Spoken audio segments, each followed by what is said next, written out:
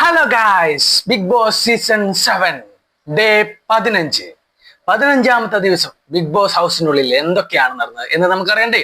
Okay, പതിവ് പോലെ തന്നെ നമ്മുടെ ബിഗ് ബോസ് മാമൻ രാവിലെ പാട്ടും കൂത്തുമായി അവിടെയുള്ള മത്സരാർത്ഥികളെ എല്ലാവരെയും ഒന്ന് ഉന്മേഷഭരിതരാക്കുന്നുണ്ട്. അവരെല്ലാവരും ചാടി ഇറങ്ങി, ചിലരൊക്കെ കട്ടിൽ കിടന്ന് തന്നെ ഉന്മേഷഭരിതരാവുന്നുണ്ട്. അങ്ങനെ ആ ഒരു ഉന്മേഷഭരിതരൊക്കെ കഴിഞ്ഞ സമയത്ത് നമ്മുടെ കിച്ചണിലാണ് ഫസ്റ്റത്തെ പ്രശ്നം ഉണ്ടാവുന്നത്. എപ്പോഴും കിച്ചണിലാണല്ലോ പ്രോബ്ലംസ് സ്റ്റാർട്ട് ചെയ്യുന്നത്. അതുപോലെ ഒരു പ്രോബ്ലംസ് ആണ് കിച്ചണിൽ ഉണ്ടായത്. എന്താ വെച്ച് കഴിഞ്ഞാല് നമ്മുടെ കുറച്ച് ഓറഞ്ച് ബിഗ് ബോസ് കൊടുത്തിട്ടുണ്ടായിരുന്നു. ആ ഓറഞ്ച് കിച്ചണിൽ വെച്ചിട്ട് ഓരോരുത്തർക്ക് കൊടുക്കുന്ന ഒരു ടൈമാണെന്ന് തോന്നുന്നു. അങ്ങനെ ഈ കൊടുക്കുന്നതിന് മുന്നേ തന്നെ എടുക്കാനുള്ള ഒരു ആർത്തി നമ്മുടെ നവീന് കാണിച്ചു. നവീൻ അത് കാണിച്ചപ്പോ നമ്മുടെ ആദിലക്ക് അത് ഇഷ്ടപ്പെട്ടില്ല. ആദില അതിനെപ്പറ്റി പറയുന്നുണ്ടായിരുന്നു, നീ എന്തിനാണ് ഇത് കക്കുന്നത്, ഇത് എല്ലാവർക്കും തരാനുള്ള സാധനമല്ലേ. അപ്പൊ തന്നെ നവീന്, ഞാൻ ഒരിക്കൽ കട്ടു എന്ന് വിചാരിച്ചിട്ട് എല്ലാ കാര്യങ്ങളും എന്റെ മേല് കുറ്റപരിതനാക്കരുത്, ഞാനല്ലാതെ കക്കാൻ ശ്രമിച്ചത് എന്നൊക്കെ പറയുന്നുണ്ട്. അതായത് ഞാനത് കട്ടിട്ടില്ല, ഞാനത് കക്കാൻ നോക്കിയതല്ല, ജസ്റ്റ് ഒന്ന് എടുക്കാൻ നോക്കിയതേ ഉള്ളൂ. ആ എടുക്കാൻ നോക്കുന്നതാണല്ലോ, ആരും കാണാൻ എടുക്കാൻ നോക്കുന്നതാണല്ലോ കക്ക എന്ന് പറയുന്നത്. അവൻ അതിന്റെ പേരിൽ നവീനും അതേപോലെ ആദിലും ഭയങ്കരമായിട്ട് വർത്താനം നടക്കുന്നുണ്ട്. ഞാൻ ഇനി ആരോടും അങ്ങനെ ആക്കില്ല, ഇങ്ങനെ ആക്കില്ല, ഞാൻ കള്ളനായി പോയില്ലേ എന്നൊക്കെ പറയുന്നുണ്ട്. അവൻ കള്ളത്തരം ചെയ്തത് കൊണ്ടാണ് പലരും ആ ഒരു രീതിയിൽ കാണുന്നത് എന്നുള്ളത് അവൻ മനസ്സിലാക്കുന്നില്ല. കാരണം എന്ന് വെച്ച് കഴിഞ്ഞാൽ ഓരോ സാധനങ്ങൾ അടിച്ചു മാറ്റിട്ട് അവൻ തന്നെ പറയുന്നുണ്ട്, ഞാനാണ് കട്ടത്, ലല്ലേട്ടാ ഞാനാണ് കട്ടത് എന്ന് പറയുന്നുണ്ട്. അപ്പൊ എല്ലാവരുടെ മനസ്സിൽ ഒരു സാധനം കളവ് പോയി കഴിഞ്ഞാൽ എന്താ പറയാ, ഏറ്റവും കൂടുതൽ സംശയിക്കാൻ പോകുന്നതും നവീനെയാണ് എന്നുള്ളത് ആ മണ്ടച്ചാടി ഇതുവരെയായിട്ട് മനസ്സിലാക്കുന്നില്ല എന്ന് തോന്നുന്നു. അതൊക്കെ കഴിഞ്ഞ് അനുമോള് നമ്മുടെ ക്യാപ്റ്റന് കുറച്ച് കാര്യങ്ങൾ പഠിപ്പിച്ചു കൊടുക്കുന്നുണ്ട്. നമ്മുടെ ആര്യനില്ലേ, ആര്യന് ചെറിയ രീതിയിലുള്ള ഒരു നീ അവരോട് ഇങ്ങനെ സംസാരിക്കണം, ഗൗരവത്തിൽ സംസാരിക്കണം, ചിരിച്ചുകൊണ്ട് സംസാരിക്കാൻ പാടില്ല എന്നൊക്കെ നമ്മുടെ ആര്യനോട് നമ്മുടെ അനുമോള് പഠിപ്പിച്ചു കൊടുക്കുന്നുണ്ട്. അതിന്റെ ഇടയിൽ കൂടെ ചെറിയൊരു റൂട്ടിങ് നടക്കുന്നുണ്ട് കേട്ടോ. അതായത് നമ്മുടെ അനുമോൾക്ക് ആര്യനോട് ചെറിയൊരു ക്രഷ് ഉണ്ട് എന്ന് എനിക്ക് തോന്നി. കാരണം എന്താ വെച്ച് കഴിഞ്ഞാല് ഭയങ്കരമായിട്ട് ആര്യനെ ഫോക്കസ് ചെയ്യുന്നുണ്ട് നമ്മുടെ അനുമോള്. അപ്പോ അനുമോള് ആ ഒരു ഫോക്കസിലൂടെ തന്നെ ആശാനെ കോമാളി കൂടി ആക്കുന്നുണ്ട് എന്നുള്ളത് ആര്യൻ മനസ്സിലാക്കുന്നില്ല. കാരണം എന്താ വെച്ച് കഴിഞ്ഞാല് ആര്യനെ ഒരു മറ്റേ ഒരു കവറൊക്കെ തലയിൽ കെട്ടിയിട്ട് ഒരു കോമാളിയെ പോലെ ആക്കിയിട്ട് അവളെ തന്നെ തിരിച്ച് ആർമാദിച്ച് താഴത്തൊക്കെ വീണ് അലമ്പിച്ചിരിക്കുന്നുണ്ടായിരുന്നു. വേറെ ആർക്കും ചിരിയൊന്നും വരുന്നില്ല, കാരണം നമുക്കും ചിരി വരത്തില്ല. അവള് മാത്രം ഭയങ്കരമായിട്ട് ആഹ്ലാദിച്ച് ആർമാദിക്കുന്നുണ്ടായിരുന്നു. അത് പോരാണ്ട് ആര്യനെ നമ്മുടെ മറ്റുള്ള മത്സരാർത്ഥികളുടെ മുന്നിലൂടെ ആ ഒരു തലപ്പാവും വെച്ചിട്ട് നടത്തിക്കുന്നുണ്ട്. പക്ഷെ ആരും നമ്മുടെ ആര്യനെ മൈൻഡ് ചെയ്യുന്നില്ല. ആരും നമ്മുടെ ആര്യനെ മൈൻഡ് ചെയ്യാതിരുന്നപ്പോ ആര്യന് മനസ്സിലായി. അങ്ങനെ നമ്മുടെ അനുമോള് ചവിട്ടി ഓടിക്കുന്നുണ്ട്. പക്ഷെ ഇതെല്ലാം നമ്മുടെ ആദിലയും നൂറയും കാണുന്നുണ്ടായിരുന്നു. അങ്ങനെ നമ്മുടെ ആദില നൂറ ഒരു അവസരം കിട്ടിയപ്പോ അനുമോളോട് ചോദിക്കുന്നുണ്ട്, അനുമോളെ എന്താണ് നിന്റെ ഉള്ളിലിരിപ്പ് എന്ന് അനുമോളോട് ചോദിക്കുന്നുണ്ട്.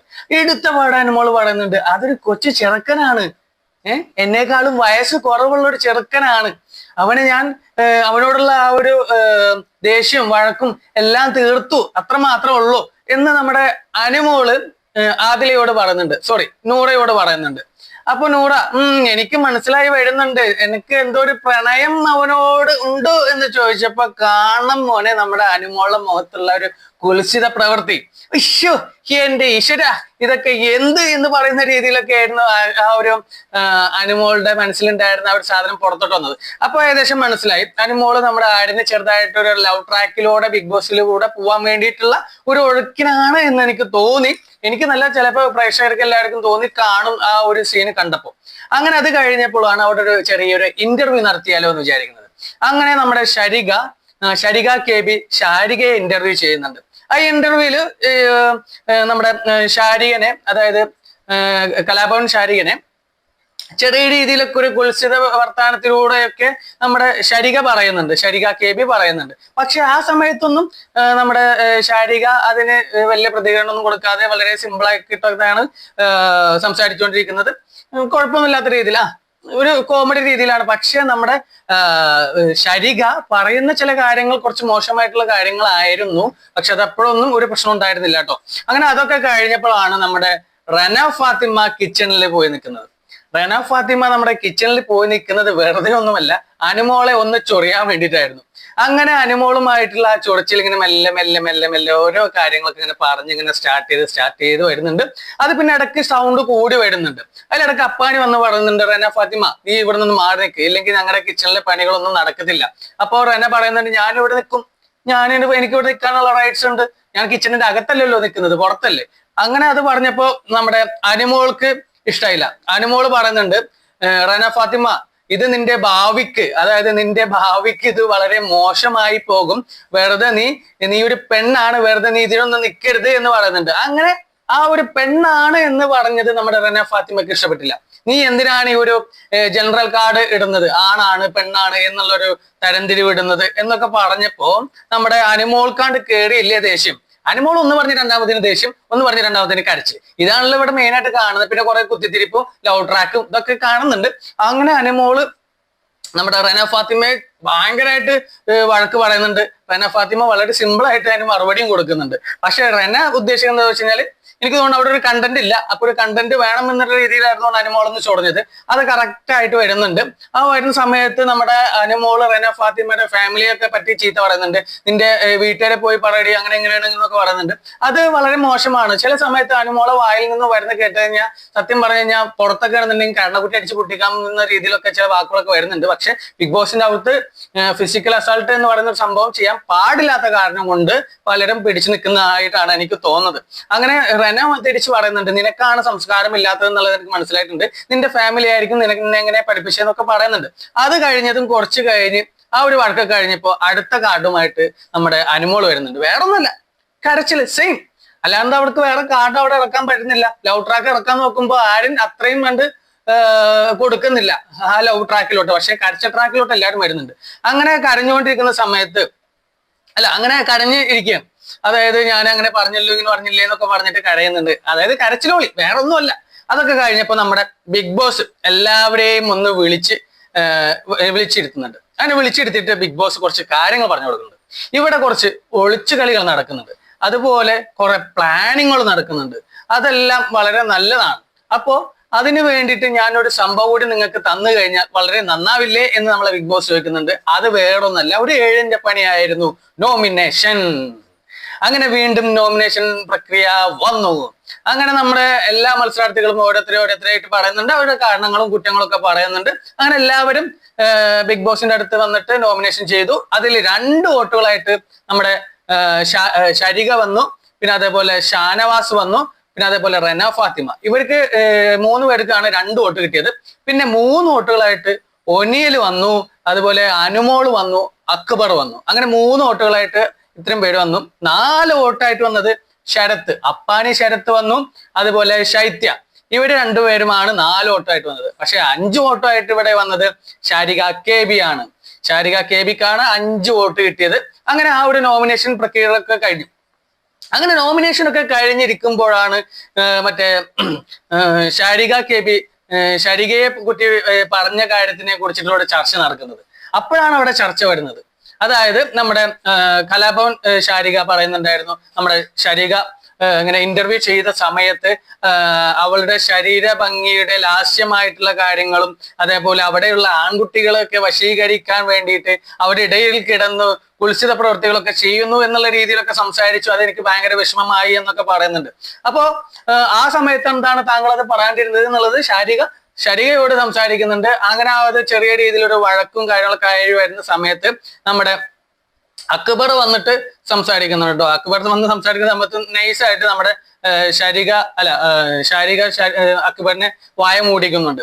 അങ്ങനെ അതൊക്കെ കഴിഞ്ഞ് അവര് ഒന്നും പറഞ്ഞ് രണ്ടും പറഞ്ഞ് ലാസ്റ്റ് അതൊന്ന് സോൾവ് ആയി, കാര്യങ്ങളൊക്കെ മനസ്സിലായി 2 പേർക്കും. അങ്ങനെ അതൊക്കെ സോൾവ് ആയിരിക്കുന്ന സമയത്ത് കഴിഞ്ഞോ? ഇല്ല, വീണ്ടും അനുമോള് കരച്ചിൽ. ആ കരച്ചിലിനെ ചുക്കാൻ പിടിക്കാൻ വേണ്ടിയിട്ട് നമ്മുടെ ശൈത്യമുണ്ട്. കാരണം വേറൊന്നല്ല, കുറച്ചു നേരത്തെ കിച്ചണിൽ ഉണ്ടായ ഒരു പ്രശ്നമാണ്. അതായത് നമ്മുടെ റന ഫാത്തിമയുമായിട്ടുണ്ടായിരുന്ന ആ ഒരു വിഷയം തന്നെയാണ് വീണ്ടും നമ്മുടെ കരച്ചിലോളി അനുമോള് പറയുന്നത്. അനുമോള് പറയുന്നുണ്ട്, അതൊരു കൊച്ചുകുട്ടിയല്ലേ, എന്തിനാണ് എന്നെ വഴക്കുണ്ടാക്കിച്ചത് എന്നൊക്കെ പറഞ്ഞിട്ട് വീണ്ടും വെറുതെ ഒരു കരച്ചിൽ കാട്ടിട്ടിട്ട് കരഞ്ഞു മെഴുകുന്നുണ്ട് വൃത്തികേടായിട്ട്. എന്തിനാണ് ഇവള് കരഞ്ഞു മെഴുകാൻ വേണ്ടി വന്നതെന്ന് അറിയുന്നില്ല. പക്ഷെ ഗെയിമിങ് നല്ല രീതിയിൽ വേറെ രീതിയിൽ കളിക്കുന്നുണ്ട്. പക്ഷെ ഈ കരച്ചിലോളം അതൊന്നും മാറ്റിയിരുന്നെങ്കിൽ ഒന്നുകൂടി നല്ലതായിരുന്നു എന്ന് എനിക്ക് തോന്നുന്നു. അങ്ങനെ ഇരിക്കെ നമ്മുടെ ബിഗ് ബോസ് അഭിലാഷിനെ വിളിച്ചു വരുത്തുന്നുണ്ട്.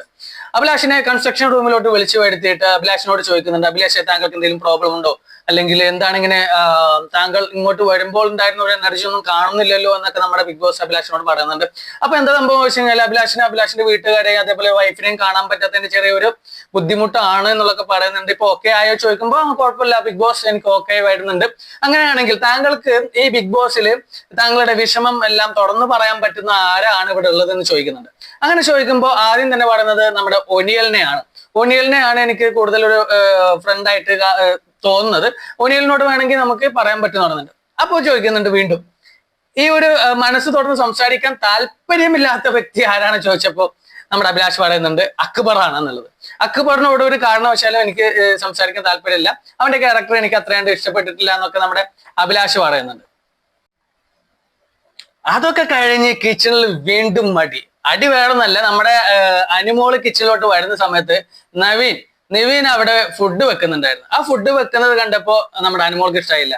അത് ഫുഡ് വെക്കുന്നത് നമ്മുടെ ജിസേലിനാണ് എന്നുള്ള വിചാരിച്ചിട്ടാണ്, ജിസേലിന് മാത്രമാണെന്ന് വിചാരിച്ചിട്ടാണ് അവിടെ കിടന്ന് വഴക്കുണ്ടാക്കുന്നത്. പക്ഷെ അവിടെ ഉണ്ടാക്കുന്ന എന്ത് ഫുഡാണെങ്കിലും വെച്ച് കഴിഞ്ഞാൽ എല്ലാവർക്കും കൊടുക്കും എന്നുള്ളത് അറിയാഞ്ഞിട്ട് പോലും അവിടെ കിച്ചണിനുള്ളിലോട്ട് കയറിയത് നമ്മുടെ അനുമോൾക്ക് ഇഷ്ടമായിട്ടില്ല. പക്ഷെ അവര് കയറിയത് നമ്മുടെ അപ്പാനി ശരത്തിന്റെയും ആടിന്റെയും അതായത് ഇവർ രണ്ടുപേരുടെയും സമ്മതത്തോടെയാണ് കയറിയിട്ടുള്ളത്. പക്ഷേ അത് ഇഷ്ടാവാതെ അവിടെ കിടന്ന് വഴക്കുണ്ടാക്കുന്നുണ്ട്. ആരോട് ചോദിച്ചിട്ട് അത് ചെയ്ത്, പിന്നെ ഞങ്ങൾ എന്തിനാണ് കിച്ചണിൽ നിൽക്കുന്നത് എന്നൊക്കെ ചോദിച്ചിട്ട് ഭയങ്കര അടി ഉണ്ടാക്കുന്നുണ്ട്. അതിലിടക്ക് അപ്പാനീനെ പൊട്ടൻ എന്ന് വിളിക്കുന്നുണ്ട് അനുമോള്. അത് വിളിച്ചതും അപ്പാനി കിടന്ന് ചൂടായി. അപ്പാനി നമ്മുടെ അനുമോളെ തല്ലിയില്ല എന്ന് മാത്രമേ പറയാൻ പറ്റത്തുള്ളൂ, ബാക്കി എല്ലാ രീതിയിലും സംസാരിക്കുന്നുണ്ട്. അങ്ങനെയാണ് ഇങ്ങനെയാണെന്നൊക്കെ പറഞ്ഞ് ഭയങ്കര വഴക്കുണ്ടാക്കിക്കൊണ്ടിരിക്കുന്നുണ്ട്.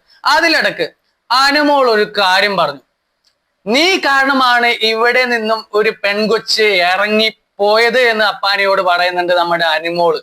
അതായത് കഴിഞ്ഞ എലക്ഷനിൽ പോയിട്ടുണ്ടായിരുന്നത് RJ ബിൻസി ആയിരുന്നു.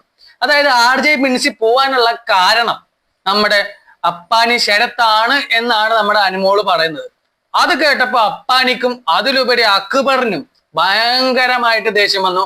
അക്ബർ നമ്മുടെ അനുമോളെ നിർത്തിയാണ്ട് പൊരിച്ചു. ആരാടിയും നിന്നോട് ഇത് പറഞ്ഞത്? നമ്മുടെ അപ്പാനി കാരണമാണ് നമ്മുടെ ബിൻസി പോയത് എന്നുള്ളത്. കാരണം അവിടെ എന്തോ ഒരു കാര്യം നടന്നിട്ടുണ്ട്, അതെന്താന്നുള്ളത് വ്യക്തമായിട്ട് അറിയാത്ത കാരണം കൊണ്ട് മാത്രമാണ് ഞാനത് പറയാത്തത്. എന്തായാലും അവിടെയുള്ള പലർക്കും അറിയാവുന്നു ഈ നമ്മുടെ ബിൻസി പോയത് നമ്മുടെ അപ്പാനി ശരത്ത് കാരണമാണെന്നുള്ളത്. പക്ഷെ എനിക്കത് ഉറപ്പില്ല എന്താണെന്നുള്ളത്, നമുക്ക് ഡീറ്റെയിൽസോ കാര്യങ്ങളൊന്നും കിട്ടിയിട്ടില്ല. പക്ഷെ അക്ബർ അതിനെതിരെ ഭയങ്കരമായിട്ട് ഷൗട്ട് ചെയ്യുന്നുണ്ട്. എന്നിട്ട് നമ്മുടെ അനുമോളോട് പറയുന്നുണ്ട്, ഇനി മേലെ ഇങ്ങനെയുള്ള വാക്കുകളൊന്നും ഉച്ചരിക്കാൻ നിൽക്കരുത്, മോശമാണ് എന്നൊക്കെ നമ്മുടെ ബാക്കിയുള്ള മത്സരാർത്ഥികളൊക്കെ പറയുന്നുണ്ട്. അവര് ഫുഡ് വെക്കുന്നത് അതായത് ജിസേല് വെജാണ്. അപ്പോ അത് കാരണം കൊണ്ട് ഒരു ഉരുളക്കിഴങ്ങോ അങ്ങനത്തെ സാധനം ഉണ്ടാക്കി കഴിക്കാൻ വേണ്ടിയാണ് നമ്മുടെ ജിസേലിനോട് ഫുഡ് വെച്ചുകൊണ്ട് കൊടുക്കുന്നത് എന്നൊക്കെ പറയുന്നുണ്ട്. പക്ഷെ കുറച്ച് കഴിഞ്ഞപ്പോൾ അത് ഏകദേശം റെഡിയായി വരുന്നുണ്ട്. പക്ഷെ കൂടുതലും ഈ കിച്ചണിൽ ജിസേൽ ആയത് കൊണ്ട് മാത്രമാണ് ഇത്രയും വലിയ അഭ്യാസം അവിടെ കാണിച്ചത്. അതിനെക്കുറിച്ച് നമ്മുടെ ആദിലനോട് ചോദിക്കുന്നുണ്ട്. പക്ഷേ ചില കാര്യങ്ങൾക്കൊന്നും അനുമോൾക്ക് ഉത്തരവില്ല. വെറുതെ പൊട്ടം കളിക്കുന്ന പോലെയാണ് ചില സമയത്തൊക്കെ. പിന്നെ നമ്മുടെ അപ്പാനി ബാത്റൂമിലായിരുന്നു എന്ന് പറയുന്നുണ്ട്. ബാത്റൂമിൽ ഇരുന്നിരുന്ന അപ്പാനിനെ പിടിച്ചു വരുത്തിയിട്ടാണ് ഈ പ്രശ്നങ്ങൾക്കിടയിലോട്ട് കൊണ്ടുവന്നത്. ആൾക്ക് ബാത്റൂമിൽ ഇരുന്ന് അപ്പിടാൻ പോലും സമയം കിട്ടിയിട്ടില്ലെന്ന് തോന്നുന്നുണ്ട്. എന്തായാലും അതൊക്കെ കഴിഞ്ഞ് എല്ലാവരും ഗ്യാങ് ആയിട്ട് എന്താ പറയാ, എല്ലാവരും ആ ഒരു വർത്താനൊക്കെ വളരെ സിമ്പിൾ ആയിട്ട് വിട്ട് ഒഴിവാക്കി. ഓക്കെ, കഴിഞ്ഞു. അങ്ങനെ ഇരിക്കുമ്പോഴാണ് എല്ലാവരും ഗ്യാങ് ആയി കളിക്കുന്നു എന്ന് പറഞ്ഞുകൊണ്ട് ഒടുവിൽ അനുമോളും അപ്പാനിയും അപ്പാനിയും കൂടി സംസാരം ഉണ്ടാവുന്നുണ്ടല്ലോ അതിലിടക്ക്. അതൊക്കെ കഴിഞ്ഞു. ഇവർ രണ്ടുപേരും സംസാരിച്ചു, അങ്ങോട്ടും ഇങ്ങോട്ടും ഒക്കെ മാപ്പ് പറഞ്ഞു. അപ്പാനിയുടെ കാലൊക്കെ പിടിക്കുന്നുണ്ട് കേട്ടോ അനുമോള്. എന്തിനാണോ കാല് വരാനായിരിക്കും, കുറച്ച് കഴിഞ്ഞാൽ ചിലപ്പോൾ അപ്പാനിയുടെ കാല് പിടിച്ചു വരാൻ വേണ്ടിയിട്ടുള്ള പ്രയത്നമായിരിക്കും. കാരണം ആ ഒരു പെർഫോമൻസ് കഴിഞ്ഞു, ആ ഒരു ക്യാമറ ഫോക്കസ് ഒക്കെ കിട്ടി. അതേപോലെ കുറച്ച് ആൾക്കാരൊക്കെ അനുമോള് വീണ്ടും കാണൽ തുടങ്ങി എന്നുള്ളത് അറിഞ്ഞതിന് ശേഷം നൈസായിട്ട് നമ്മുടെ അപ്പാനിയുടെ കാലൊക്കെ പിടിക്കുന്നുണ്ട്. അങ്ങനെ വീണ്ടും ഇതൊക്കെ കഴിഞ്ഞപ്പോ അപ്പാനിയും അക്ബറും രാത്രിയിൽ ഒരു സംഭാഷണം നടക്കുന്നുണ്ട്. ആ ഒരു സംഭാഷണം എന്ന് പറഞ്ഞാല് അവിടെ പബ്ലിക്കായിട്ട് പെണ്ണുങ്ങളെ കെട്ടിപ്പിടിക്കുന്നതിനും അതേപോലെ സദാചാരത്തിന്റെ കാര്യങ്ങളൊക്കെ അവിടെ സംസാരിക്കുന്നുണ്ട് എന്നുള്ളതായിരുന്നു അവരുടെ സംഭാഷണത്തിൽ നിന്നും കേട്ടത്. കാരണം വേറൊന്നല്ല, നമ്മുടെ നവീന് ജിസേലിനെ കെട്ടിപ്പിടിച്ചു എന്നുള്ളതൊരു പ്രശ്നമായിട്ട് ഇരിക്കുകയാണ്. പക്ഷെ അവർക്ക് തമ്മിൽ വേറെ റിലേഷനോ കാര്യങ്ങളൊന്നുമില്ല. അവർ ജസ്റ്റ് ഒന്ന് കെട്ടിപ്പിടിച്ചു എന്നുള്ള രീതിയിൽ കെട്ടിപ്പിടിച്ചതിന് ഇത്രയും സംഭാഷണങ്ങളൊക്കെ വന്നത് എന്തിനാണെന്ന് എനിക്കും മനസ്സിലായിട്ടില്ല. പിന്നീട് ഷാനവാസും അതായത് ഈ ഒരു സംഭാഷണത്തിനെ കുറിച്ചിട്ട് അവിടെ എല്ലാവരും വർത്തമാനം പറയുന്നുണ്ട് ഇങ്ങനെ നടന്നതിനെ കുറിച്ചിട്ടുള്ളത്. അത് കഴിഞ്ഞപ്പോൾ അതിലിടയിൽ കൂടെ തന്നെ നമ്മുടെ ഷാനവാസ് അപ്പാനിയുമായിട്ടും ഒരു സംസാരം വരുന്നുണ്ട്. അപ്പാനിയോട് പറയുന്നുണ്ട് ഷാനവാസ്, നിങ്ങൾ ഗ്രൂപ്പായി കളിച്ചിട്ട് എന്നെ എന്താ പറയാ എന്നെ തകർത്തോ ആക്രമിച്ചോ, പക്ഷേ അപ്പാനി ഞാൻ നിനക്ക് തിരിച്ച് അടി തരാത്തത് എന്തുകൊണ്ടാണെന്ന് ചോദിച്ചാൽ, അതായത് നമ്മുടെ ഷാനവാസിന്റെ കയ്യില് അപ്പാനിക്കെതിരെയായിട്ട് ഒരു ആയുധമുണ്ട്. ആ ആയുധം ഞാൻ ഇറക്കി കഴിഞ്ഞാൽ എനിക്കും ഒരു പെങ്ങളുണ്ട് നിനക്കും ഒരു പെങ്ങളുണ്ട് എന്നാണ് നമ്മുടെ ഷാനവാസ് അപ്പാനിയോട് പറഞ്ഞത്. അപ്പോ നമ്മുടെ ഷാനവാസിനും അപ്പാനിയെ കുറിച്ച് എന്തോ അറിയാം എന്നുള്ള രീതിയിലാണ് അവിടെ സംഭാഷണം വരുന്നത്. പക്ഷെ ആ ഒരു സംഭാഷണം കേട്ടപ്പോൾ അതുവരെ ഉച്ചത്തിൽ സംസാരിച്ചുകൊണ്ടിരുന്ന നമ്മുടെ അപ്പാനി ശരത്ത് വളരെ സൗമ്യമായിട്ടാണ് സംസാരിക്കുന്നത്.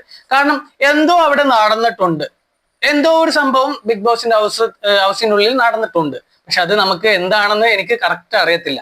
അപ്പാനി അതേപോലെ തന്നെ നമ്മുടെ RJ ബിൻസി, ഇവരുടെ രണ്ടുപേരുടെ മാറ്ററാണ് ഇവിടെ എല്ലാവരും സംസാരിക്കുന്നത് എന്ന് എനിക്ക് മനസ്സിലാവുന്നുണ്ട്. പക്ഷെ അത് എന്തിനെ കുറിച്ചാണ് അവർ സംസാരിക്കുന്നത് എന്നുള്ളത് മനസ്സിലാവുന്നില്ല. പക്ഷെ ഈ ഒരു സംഭാഷണത്തിനെ കുറിച്ചിട്ട് നമ്മുടെ ശരത്തും ജിസേലും അക്ബറും ഒരു സംസാരം നടക്കുന്നുണ്ട്. എന്തുകൊണ്ടാണ് ഷാനവാസ് അങ്ങനെ പറയുന്നത്, എന്തിനെ കുറിച്ചായിരിക്കും അങ്ങനെ പറയുന്നത് എന്നുള്ള രീതിയിൽ ഇവരും സംസാരിച്ച് നോക്കുന്നുണ്ട്. പക്ഷെ ഇവർക്കും കാര്യങ്ങൾ അറിയാം. ആരും അങ്ങോട്ടും ഇങ്ങോട്ടും പുറത്ത് പറയാതെ ഉള്ളിലൊതുക്കിയിട്ടുള്ള ഒരു സംഭാഷണങ്ങൾ മാത്രമാണ് അവിടെ നടന്നുകൊണ്ടിരിക്കുന്നത്.